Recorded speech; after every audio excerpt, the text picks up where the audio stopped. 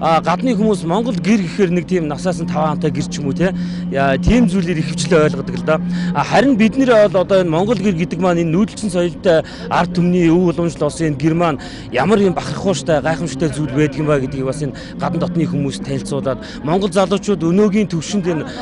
Монгол гэрээ сэлбэрлэн урлагийн яаж өндөр түвшинд авч явж чаддгийм бэ гэдгийг бас харуулаханд бол нэлээд зорж ажиллаа.